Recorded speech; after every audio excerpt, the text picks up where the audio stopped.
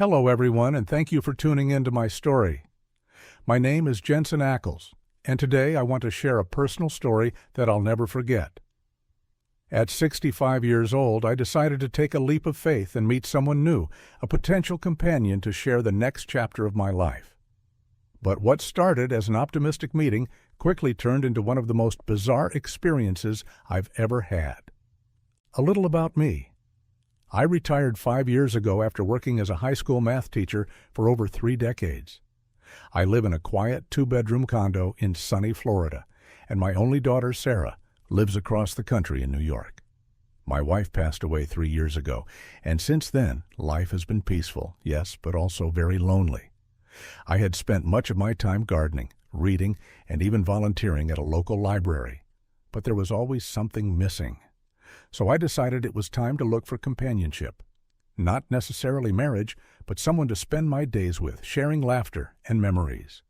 One day, a neighbor of mine, Linda, who manages our community events, suggested I meet Christine, a retired nurse who lived a few blocks away. Linda said Christine was also looking for companionship and thought we might have a lot in common. With her encouragement, I decided to reach out. After a brief phone conversation, we agreed to meet for coffee at a nearby cafe. As the day approached, I found myself unexpectedly nervous. Dating, or even the idea of it, felt foreign after so many years. On the morning of our meeting, I went through my closet twice, finally settling on a crisp white shirt and a blazer I hadn't worn in years. Arriving at the cafe 15 minutes early, I chose a seat by the window, ordered a cappuccino, and waited with a mix of anticipation and apprehension. Christine arrived right on time. She walked in with an air of confidence, dressed elegantly in a light blue blouse and earrings. Her warm smile immediately put me at ease. As she approached, I stood to greet her, and we exchanged pleasantries before sitting down. The first part of our conversation flowed easily. Christine shared stories about her years as a nurse and her recent retirement. She spoke fondly of her son, who had moved to Chicago for work, and her love for cooking. In return, I talked about my teaching career, my daughter who lived in New York, and my passion for gardening. We discovered shared experiences, our appreciation for quiet moments, and the challenges of adjusting to life after decades of structured work. For a while, the conversation felt effortless, and I found myself relaxing. But as the meeting progressed, Christine's tone shifted, signaling a transition from casual pleasantries to a more serious discussion. As the conversation progressed, Christine leaned forward, her expression softening but taking on a certain seriousness. She began by telling me how much she appreciated my openness and honesty, qualities she valued deeply.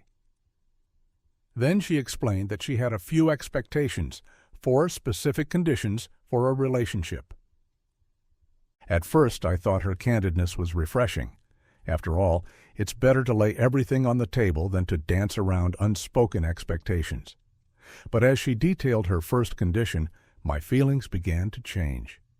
Christine proposed a 6-month trial period of living together. While unconventional, the idea wasn't entirely unreasonable. Living together before making any deeper commitments could help us learn more about each other and see if we were compatible. However, it was the next part that caught me completely off guard. To move forward with this trial, she wanted me to deposit $20,000 into a shared account. This money, she explained, would serve as a commitment deposit to demonstrate my sincerity and seriousness about the relationship.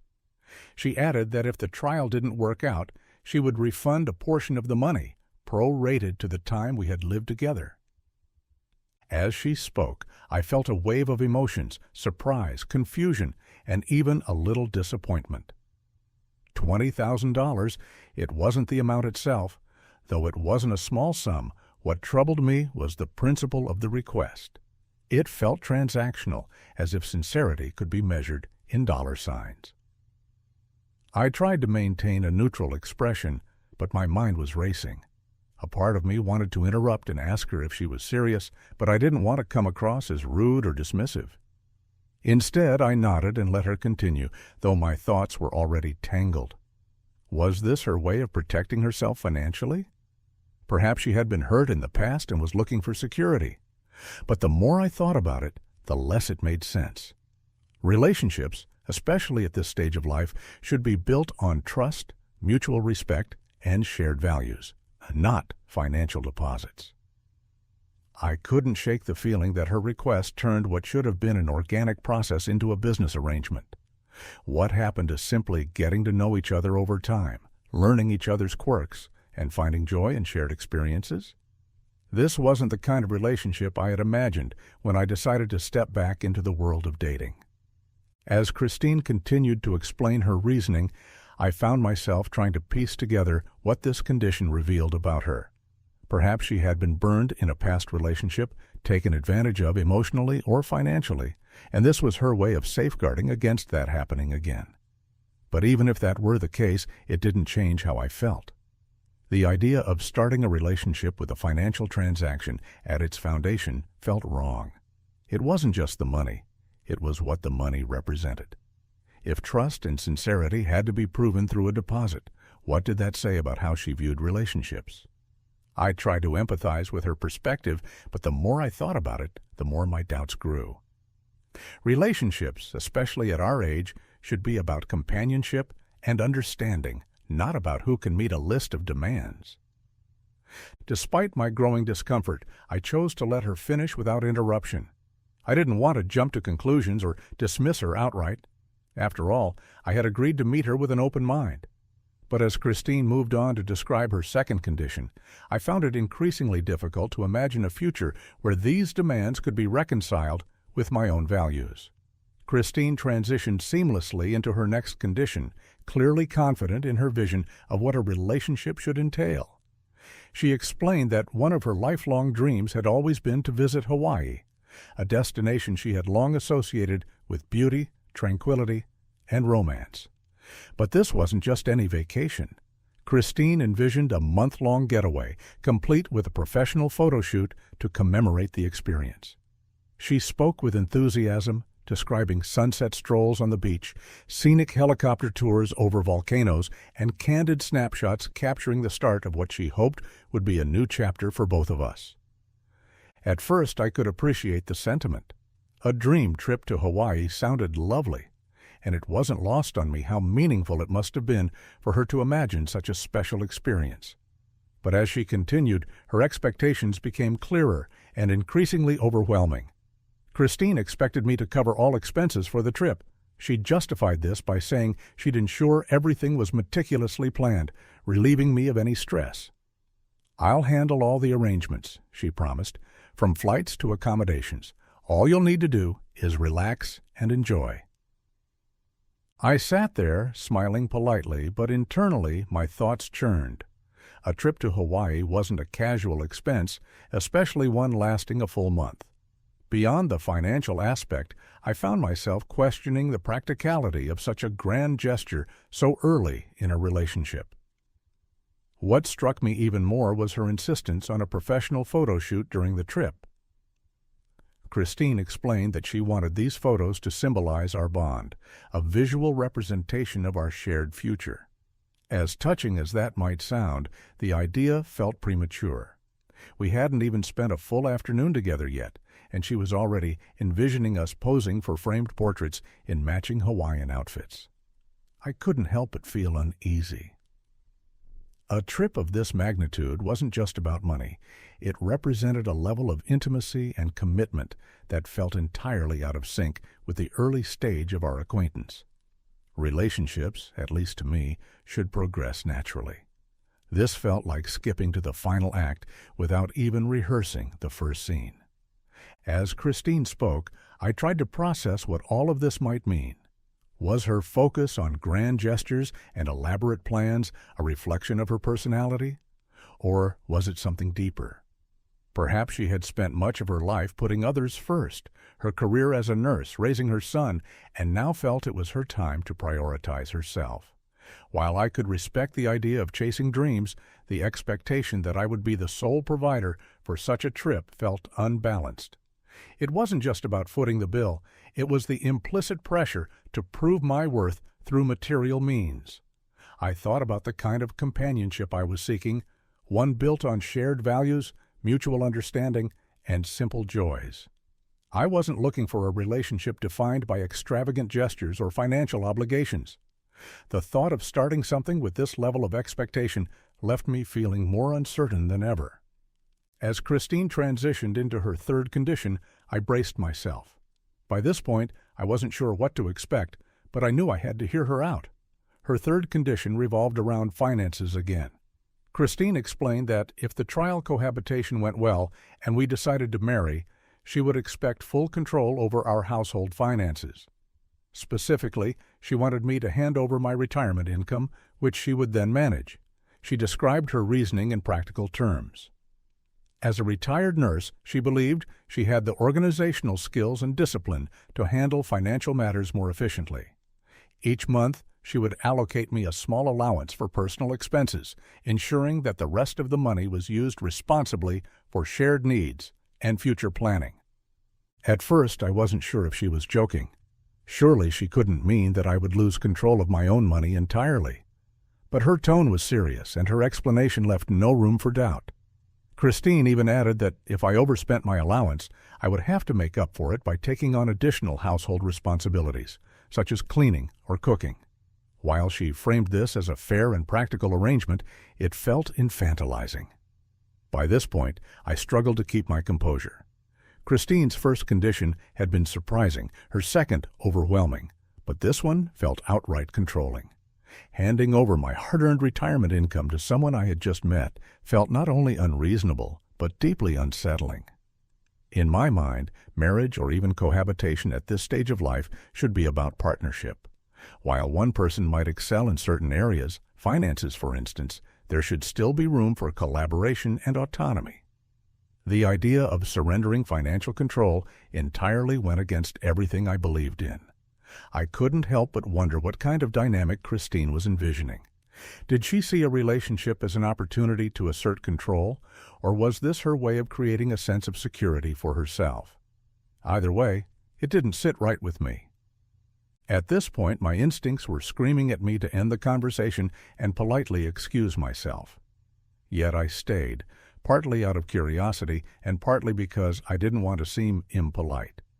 Christine's confident demeanor made it clear that she believed these conditions were perfectly reasonable, and I didn't want to embarrass her by reacting too strongly. Still, a knot of unease settled in my stomach.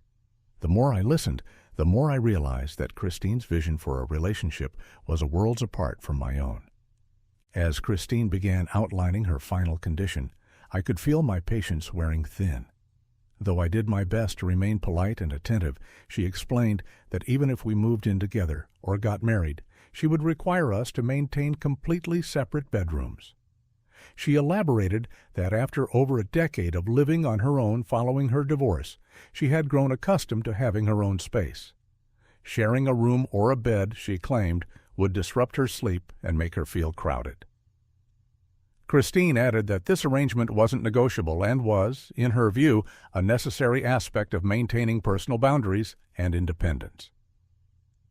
At first, I tried to view it from her perspective. Having separate rooms wasn't entirely uncommon, especially for older couples, and it could even have its advantages. But given the context of her previous conditions, this request only added to my growing concerns. What struck me most wasn't the condition itself, but the rigid and transactional nature of all her demands. There was little room for compromise, and each condition seemed designed to benefit her without much regard for how I might feel. As Christine finished explaining her 4 conditions, I realized how disconnected her vision of a relationship was from my own. I had come into this meeting hoping to find a genuine connection, someone to share quiet moments, mutual respect, and the simple joys of life with.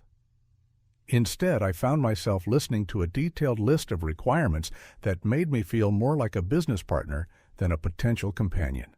I thought about the life I had built and the values I held dear.